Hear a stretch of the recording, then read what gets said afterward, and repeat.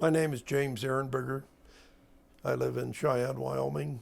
I've been a resident of Cheyenne since 1950. Okay, so why don't we start out with the day before the blizzard struck, which was January 1st, 1949. And I understand from numerous sources that it wasn't too bad of a day. No, January 1st, 1949 was a nice day, and really for winter time it was a very nice day. And so was the early part of January 2nd.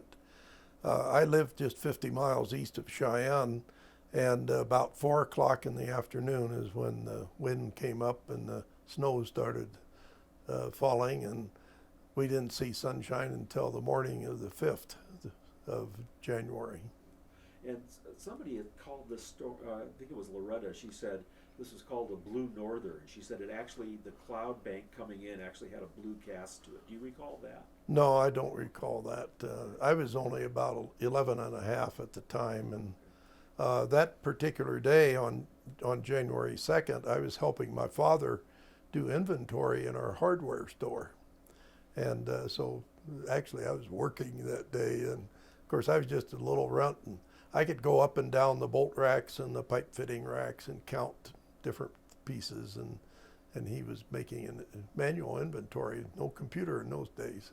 So you were in Nebraska on the Just Nebraska? across the Wyoming border. I was just across the Wyoming border in Bushnell, Nebraska. So it's near Pine Bluffs? It's 10 miles east of Pine Bluffs. Okay. So this blizzard is starts on the second and doesn't let up. Can you kind of describe the weather conditions as they progress through those 3 days? Well, it was about the same every day. We realized that night on January 2nd that it was a blizzard, and then of course on the morning of the 3rd and the morning of the 4th, each day was just a continual snow and wind. And I did manage to walk down to the depot, and at the time the section men and the agent at the station were talking between each other about some of the trains that were marooned between Cheyenne and Sydney. And so I enjoyed listening to what was going on. They had thought at one time that we may have to open up the school for people who are stranded, but it didn't happen. But it did elsewhere. Right, right. And so we'll get to that in a moment. But so your home was it? Did you have to close off rooms, and what were you heating with? Well, we used coal, and my father had gone to Hannah and bought a truckload of coal, and so we had plenty of coal and fuel. The thing that where provisions actually was short was on like milk and bread and some certain things like that. However, my mother was quite a baker, and she had a barrel of flour, and so we survived okay. So I've heard stories about people that the houses weren't insulated so great back then, cracks and crevices, and that people actually got snow accumulation oftentimes in their attics without knowing about it. Well, the problem with the attics was that they had wooden shingles, and a lot of the I'll call it the sub material under the wooden shingles was not a solid base, and there was a distance between. They built houses that way, and so there was a gap there, and the snow would blow through those wooden shingles and accumulate in the attics, and then of course having heat in the kitchen or in any of the rooms, then it would melt and ceilings would fall in, and it was a problem, definitely. One of the worst places for that was over in Rollins. They had some places in south part of Rollins that was completely buried. Yeah, I think I found some photos on those buried homes in Yep. Rollins. Yeah, and so this was Sunday, January 2nd, and it was following the New Year's holiday, and there were a lot of people, I suppose, visiting relatives and college students perhaps starting back for school, and they a lot of people got stranded in their cars. Isn't that true? Well, it was Sunday on January 2nd, and people came, like in some places, they went to town for a movie theater or visited relatives or friends. And being that it started in our area at 4 o'clock, here in Cheyenne, I've heard that it actually started around 2 o'clock in the afternoon. And so because of that, people hadn't gotten back home from their Sunday dinners or their visiting. And so they did get caught on their way home, and some of them couldn't make it home, and they just went to someone else's place and either stayed, or in some cases, I know of some cases where in the farm area where people went in and they just moved in temporarily, and they helped with the livestock just like as if it was theirs, and it was worked out okay, but it wasn't pleasant. Right. And that's the thing that also kind of struck me was that these farm families or ranching families, really took in complete strangers into their homes and fed them, and just were incredibly kind. Well, the farm and ranch people at that time especially had no fear of whoever, even if they were strangers. They took care of everyone that they could, and of course there wasn't all that many because they couldn't. There's only a limited number that could travel, so it just happened to be whoever came by is who stayed there. Right, and I've heard stories about upwards of 30 people in some of these ranch houses, and kind of running out of provisions and doing the best they could. That having a larger group may have existed some places, I'm sure, but I'm not aware of it. And of course, some people that were stranded in their cars didn't make it to farmhouses, and they had to spend the duration of that first storm in their cars, and most of them made it through, but I guess there were a few fatalities involved with that too. We really didn't have as many fatalities as one would think, but I know of a few, and most of those existed because someone had gotten out of their vehicle and tried to reach a safety. One example was a young couple coming on Highway 85, and they got stuck in a snowdrift up by the Pole Creek Ranch, and he left his wife and daughter in the car, and he walked to try to get some help, and he didn't make it to the ranch. Yeah, is that Archuleta family? And the Archuleta family was north of Hillsdale. That was Union Pacific section man and wife, and I don't know, maybe a couple daughters. And they attempted to leave from Hillsdale, or I believe either Hillsdale or Burns, and they went north and then wanted to go west, and they got stuck in a snowbank and froze in their vehicle. And I guess the first one you were talking about, was that Wayne Yohe, the guy that walked and... I don't know the name. It was okay. right offhand. Okay. And so basically the storm cut off all transportation, trains, airplanes, no cars, no buses could travel because the snow was just so intense and the drifts were so bad. The blizzard of 1949 was not prejudice.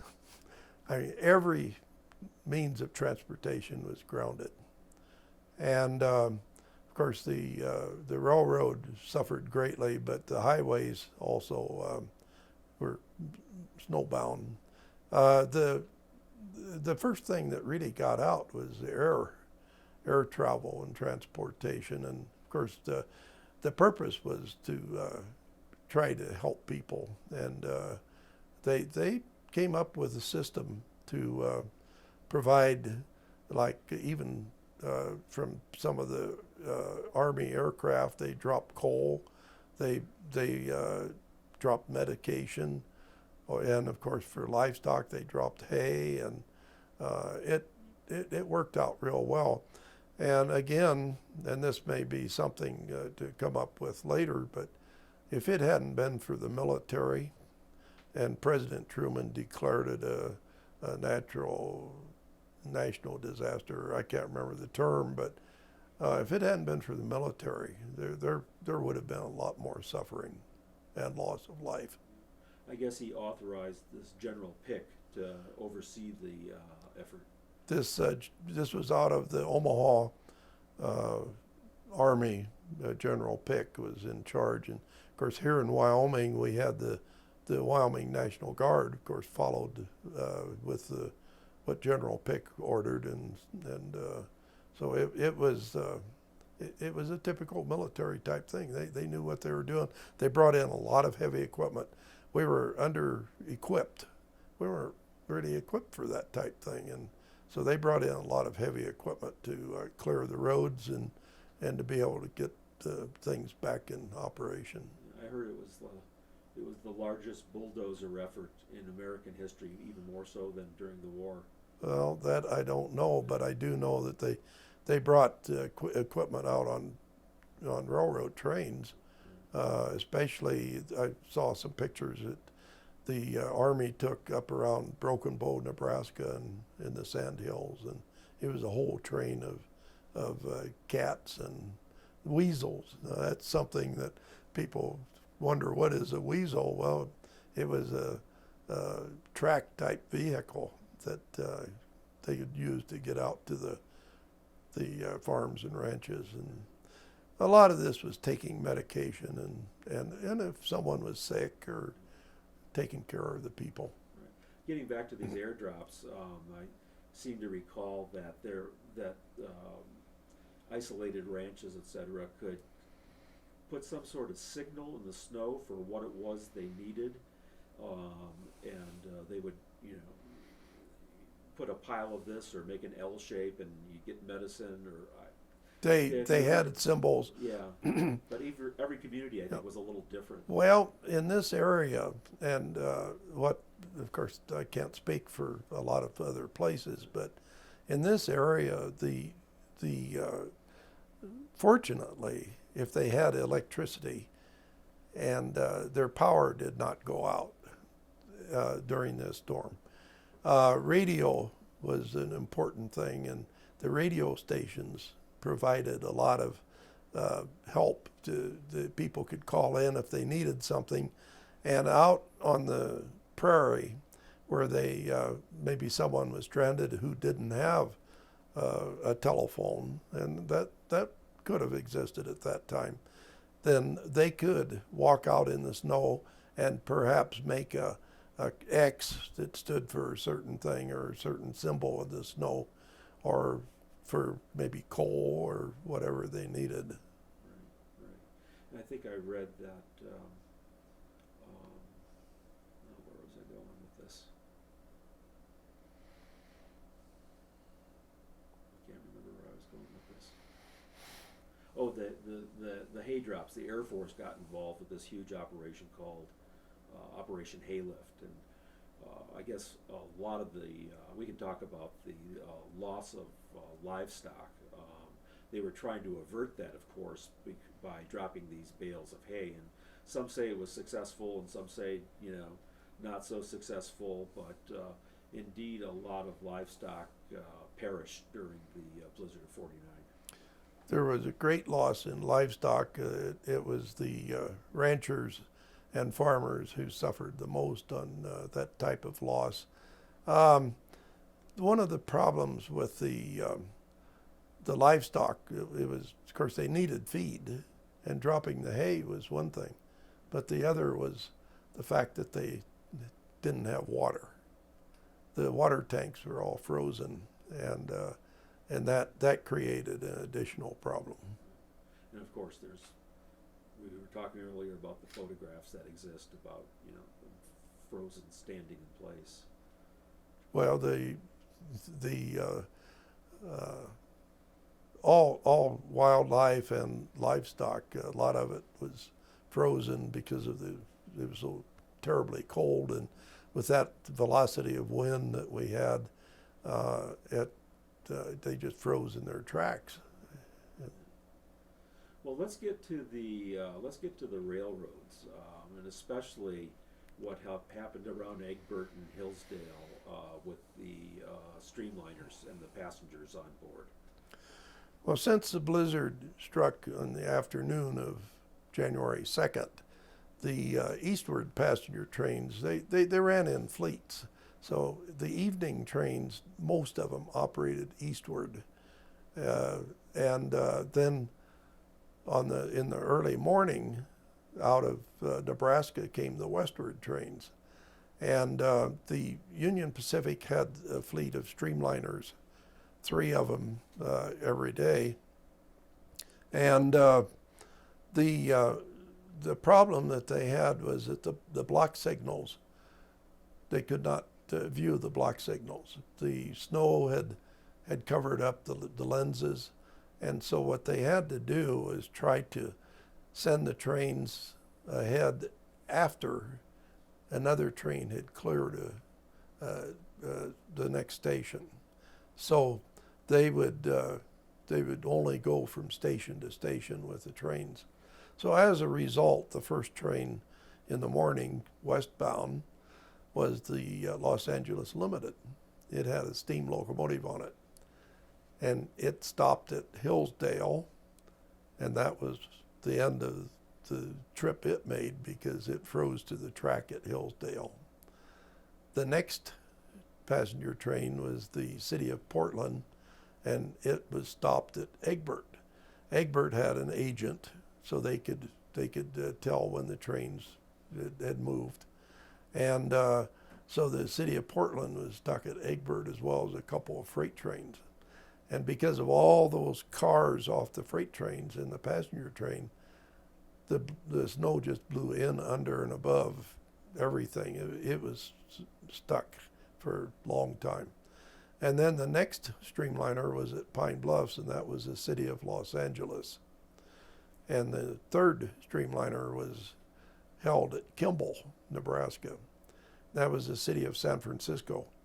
And they sent a steam engine out from Sydney to provide steam because the diesel locomotive boilers couldn't handle it. And so they sent a steam locomotive out. Well, that was okay if it only lasted overnight, but it continued on too long. So they had to drain what was left of the steam locomotive boiler, and it froze to the track. And they walked the passengers from the streamliner over to the Wheat Growers Hotel, and that's where they stayed. And the dining car employees worked in the hotel in their kitchen to take care of. This was in what? In Kimball. In Kimball. Okay. And some people also went to private residences. And these passengers, I think I've read, weren't really dressed for that kind of weather. No. They didn't anticipate a terribly cold weather or a snowstorm. They just thought they were going from Chicago to San Francisco. It wasn't prepared for that. So they had another train that was a mail train that was at the next station east at Dix, and then they held everything else. They didn't run anymore, and it was well over a week before this segment between Cheyenne and Sydney was put back into service. Now that was the first storm that really, this 1949 was a combination of storms. It was a bad winter. It started in November in eastern Colorado and Kansas, western Kansas, and on up through central Nebraska. And then in January, on January 2nd, east of Sherman Hill especially, is where we had the snowstorm in this area. And then we missed school for 1 week. Now I understand some places that, like down around Grover, Colorado, that they missed school for about a month. They really had trouble there. So then we went back to school, and there's several times they let us out of school early because the wind came up and they're afraid of another storm. The second part of the big blizzards during that winter was over west of Laramie, and it hit on about around February 5th. And that storm lasted for 2 weeks. The Union Pacific had one of the greatest tie-ups that they ever had, and so many trains involved that at one time at Green River, which is where they held eastward passenger trains, they had 21 trains waiting at Green River to get through, and they couldn't make it. So they took them back to Salt Lake City and operated them over the Denver and Rio Grande track to Denver. And one of the big problems they had west of Laramie over west of Rock River was that they derailed.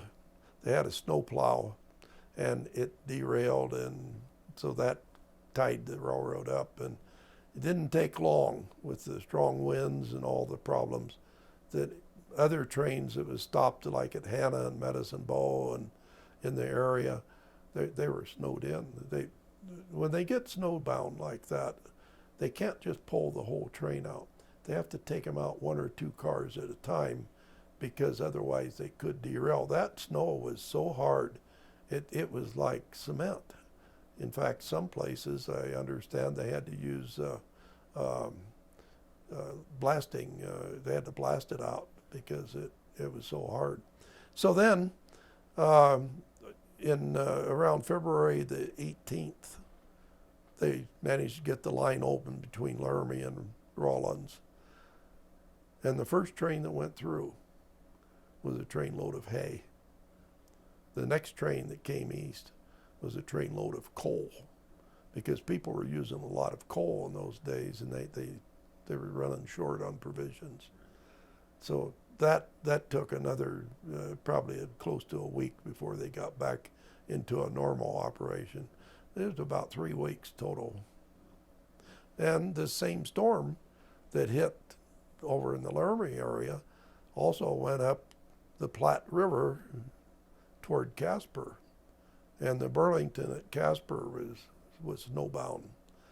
And there again, another situation. The Chicago Northwestern east of Casper over toward Lusk, that was snowbound. And then further north up and toward the Newcastle and Black Hills, that was snowbound.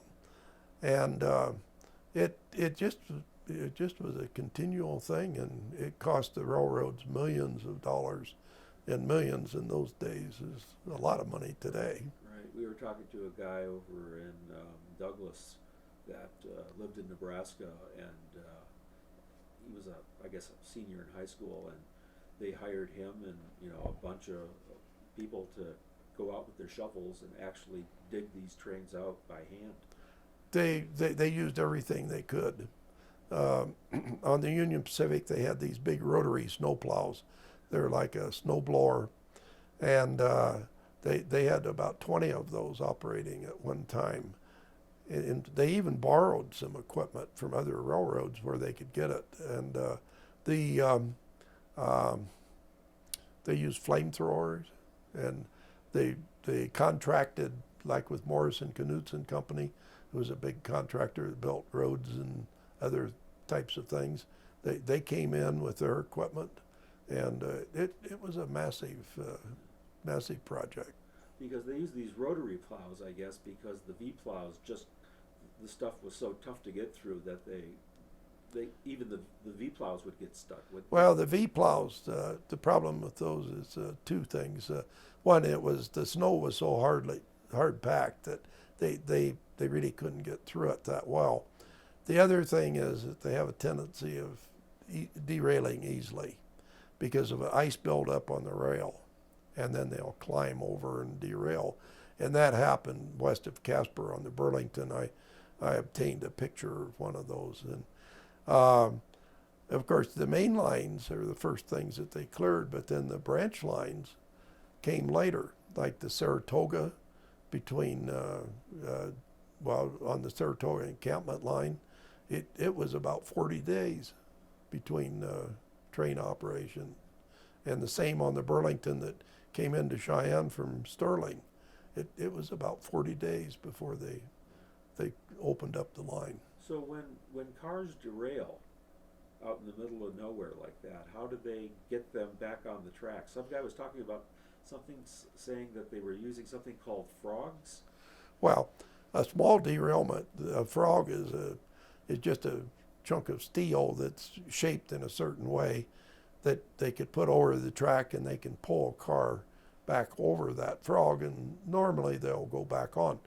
But if you have a whole train or quite a few things in like a wedge snowplow, those wedge snowplows are so heavy that it would take more than a frog to get one of those back on the track. They had to bring in a derrick. So there again is another delay situation. So there was a lot involved in it. Okay. Let's see what else we got here. Maybe we could talk about, I'm going to be talking to the weather guy, but let's talk a little bit about how they blew it. Weather predictions weren't very accurate back then because they didn't have the technology we have today. Well, weather predictions in 1949 was sort of skeptical, I'll say. My brother always said the best way to know what's going on is to step outside and look. But they missed the forecast on this 1949 blizzard, and I think part of the problem is that the way that the lows and the highs and all the details on the weather is that these things can move around a little, and it did, and they clashed, and it was two storms. We have the upslope problems here in the Front Range, and then of course the Canadian front, and the two clashed, and it just wouldn't go away. Just wouldn't go away. It liked us. Yeah. So. Good. But I think that the subsequent storms they may have been a little bit more accurate on. I don't know. I think so too. Yeah. They knew that, and of course they were prepared a lot better in the subsequent storms, except for that problem like the Union Pacific had with that derailment. And I was told that the wind was blowing so hard and the snow coming down that it was like they couldn't stay out in the conditions very long. It was like needles hitting them in the face and so on. So yeah, we had several people talk about what they did to protect their faces, and one guy that was going out to dig out the train, his mother cut eye holes in paper bags so he could go out, and this other guy put a bucket over his head. I'm wondering how in the hell he saw where he was going. I think people are innovative that they would do about anything to protect themselves. Right. Can I know that there's the newspaper articles, but can you talk about Rockport just a little bit from what you know? Well, I've heard a lot of stories. That's one of the first things I remember people talking about when I started collecting material on the 1949 blizzard. Of course, I've witnessed it myself, but I was interested in it, and in the mid-1950s I started gathering information and talking with people.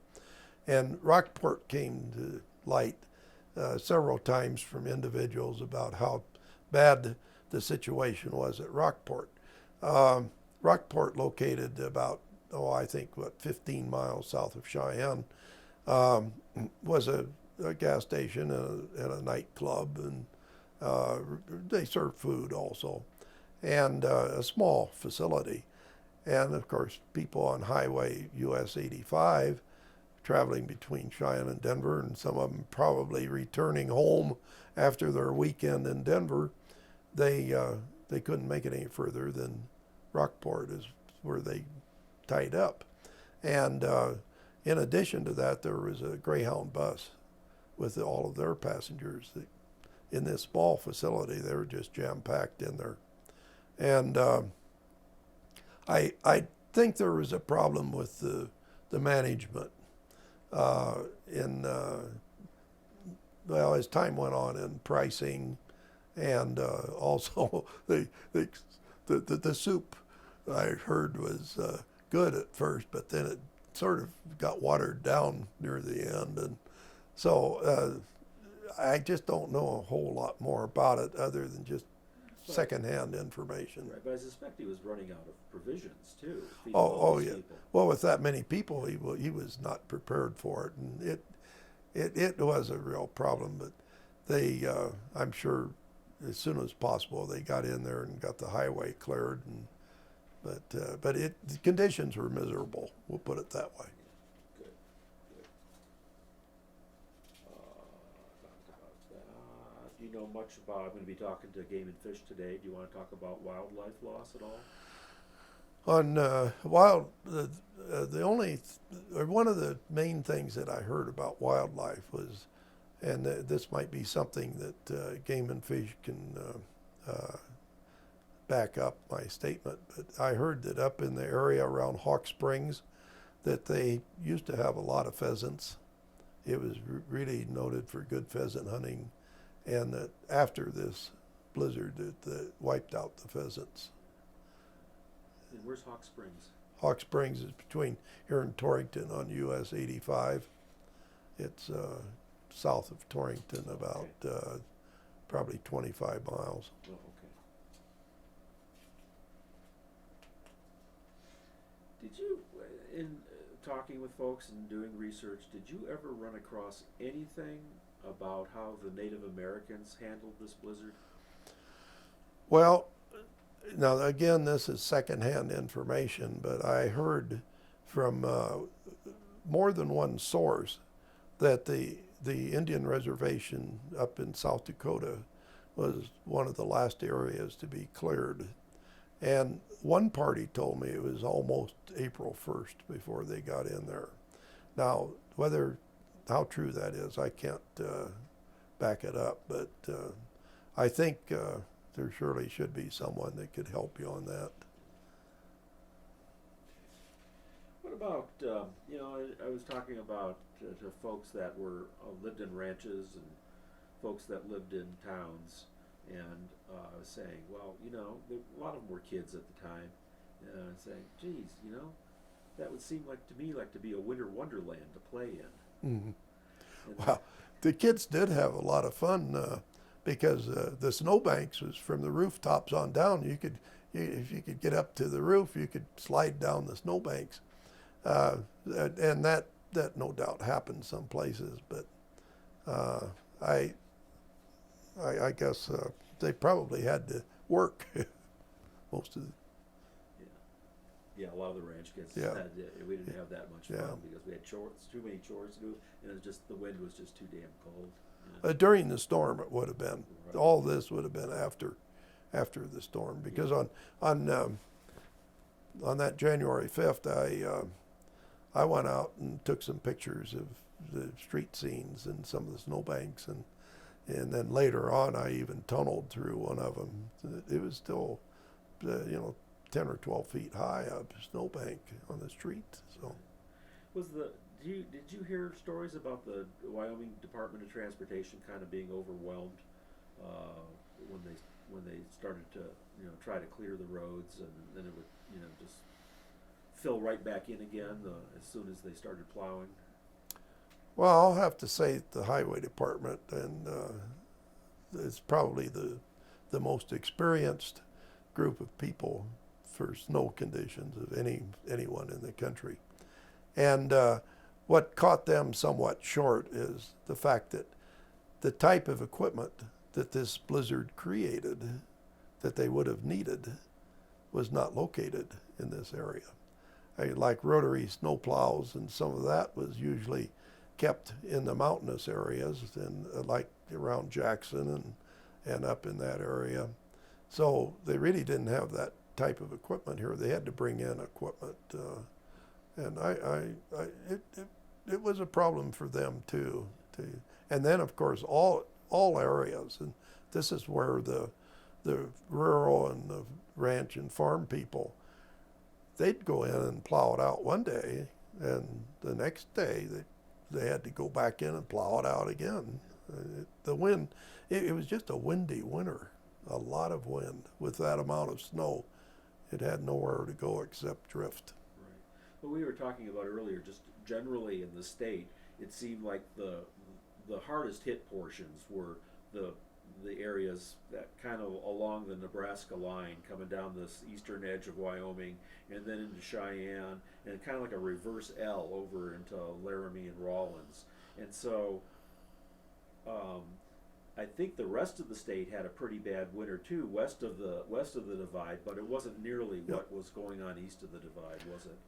Well, the 1949 or 1948 and 1949 was just a rough winter all over. Uh, Areas west of the Continental Divide did have snow conditions. Uh, the Actually, Los Angeles even had a couple of inches of snow, and up in Idaho, a lot of the railroad tracks in Idaho are snowed in. I heard it got as far down as Texas. No, not that I know of. But southern Colorado on Cumbres Pass on the Rio Grande narrow gauge, it was snowed in. So it was all over, in the mountainous and the snow Right. belt is what it was. But the plains areas, Nebraska and The Kansas. plains, Nebraska in the 49 Nebraska was harder hit than Kansas in 49. 48 Kansas got it. Then, but also north of Nebraska into South Dakota and even North Dakota had snow problems. And Nebraska was harder hit than this side of Wyoming. The sand hills and a lot of areas in Nebraska was hit harder, I would say. Other than that situation over west of Laramie around Rock River and in that area. I had read that the official after it was over that first storm here in Cheyenne, the official snow measurement was something like 16 inches of snow or something. It had to be more than that. Cheyenne, I've read that where there's about 16 inches of snow, but I just don't think they could measure it very well.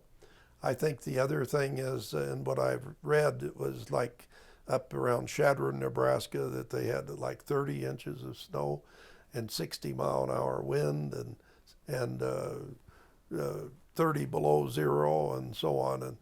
And that's the thing. It's a combination of all those things that created this I problem. wanted to ask the weather guy too about this because I had read also somewhere that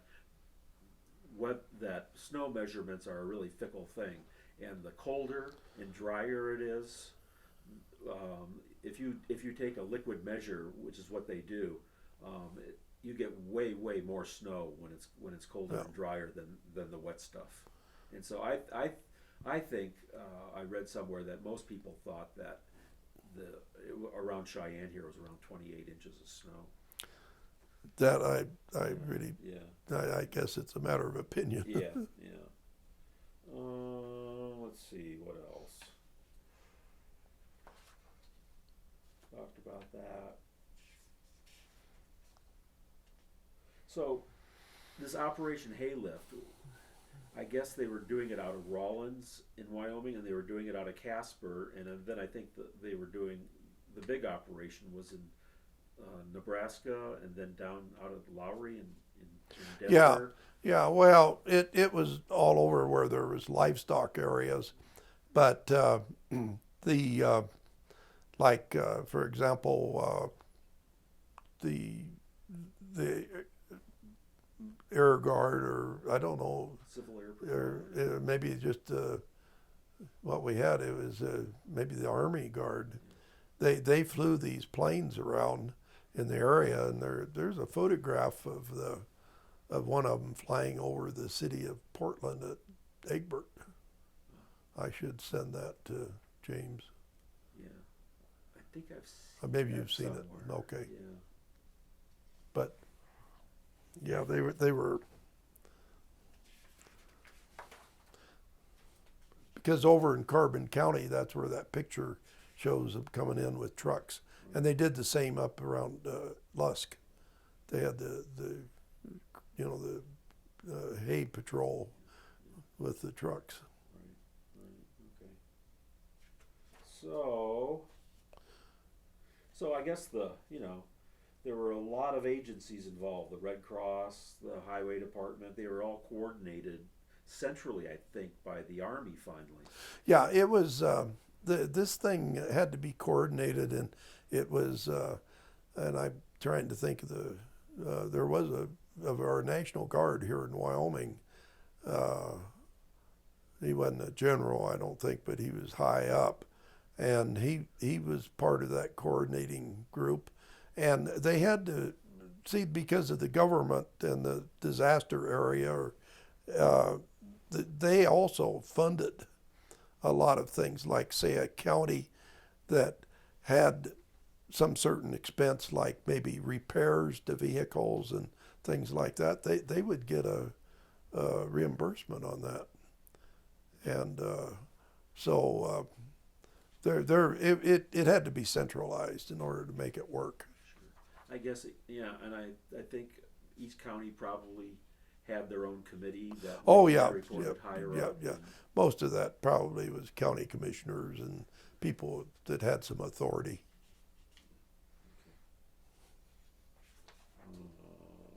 So I'd read that mostly the electricity and telephone lines pretty much held for most people, and then if they didn't, people were listening to radio, and the FCC had lifted their regulations on what could be talked about, like personal messages over the air.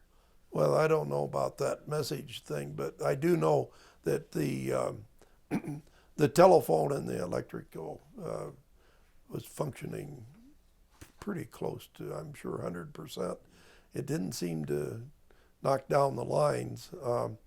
There was a problem if a rancher had, some ranches didn't have full electricity like that the REA brought in later.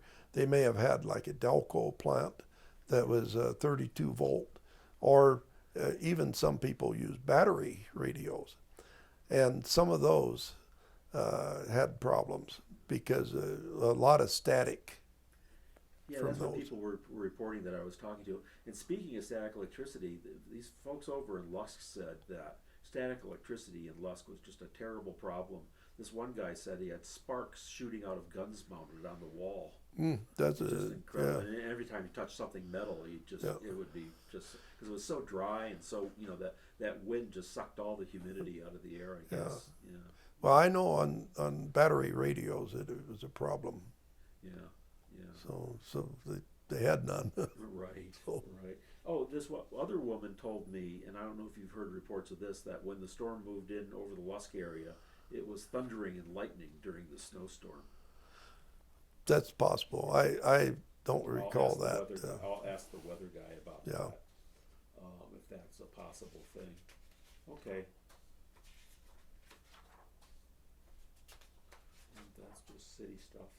Let's talk about, I guess we're getting to the end here. It looks to me like it. Let's talk about the aftermath. Okay, so I've heard reports that in some places the last of the snow drifts didn't melt down until July, and also were there tremendous mud problems after all this moisture, and was it a green spring? I was 11 and a half. Yeah. I don't remember green or what. Yeah. But after the big storm and all the conditions that came along, in my memory, what I do recall, one of the first things, and there was still snowbanks, and it was like in March, that downtown in the little town of Bushnell, they had a pool hall and a little restaurant there, and I remember seeing 4 or 5 huge trucks parked on the street, and they had animal carcasses in the trucks, and it was from the rendering works at Scottsbluff. They came over and loaded a lot of animal carcasses. Then, as far as how long that snow remained, I think that would depend on a lot of conditions. There could be some gullies where it really got in there and some certain shade that it could have lasted quite a while. When it comes to high water, there was some problems reported on the railroads where they had soft track and some water problems in some areas. In the spring. But yeah, in the spring, but most of that was not on the major lines as much as on the branch lines where they didn't have the surfacing that other railroad lines had. So that's really about as much as I can think of. Yeah. And so finally, to wrap it up, some people, as I've gone through these towns and have these meetings, some of the younger people were going, well, yeah, but we had some bad winters in 1970s and 1980s, and all the older folks in the audience just shook their heads and said, not like that one. I agree with folks that will say that this was the blizzard of the century. As far as those of us who lived through it and in the area where we lived. Now, other parts of the United States, like New York, may have had other blizzards of the century, but this was ours. And comparing the 1949 blizzard with all of the subsequent storms that we've had, and they've been many, and I've observed them, there's nothing that compared with the 1949 blizzard. Now, the subsequent storms, while they produced a lot of snow and a lot of drifting, and things were tied up, it was not the duration of what the 1949 blizzard was. And, of course, we have improved a lot with our methods of snow removal and some of our four-wheel drive equipment and different things so we can get out better. But all of the storms that have hit since that 1949 winter have all been of short duration. And I have photographs that will prove how it would blow railroad cut shut in 1977. But you look in the distance, the prairie is clear. That didn't happen in 1949. At the end of 1948, in the Saratoga area, they reported 14 inches of snow on the level. They had to already go in and feed livestock because of the snow that they had. So then here you get the big blizzard on January 2nd or right after, then it just never did clear up. And it was, nothing compares with the 1949 blizzard. You were a kid. Did you shovel a lot of snow? I played with a shovel. Yeah, a little bit, but I made a tunnel. I tunneled in front of our hardware store because it was such a high drift, and the grocery store is across the street. So to shorten the distance, I put in a tunnel. So anyway, no, I agree with the folks that say that nothing compares with it. Yeah. That's all I've got. Anything else that you think we missed? No, I think you covered a lot, and I probably said too much. Yeah.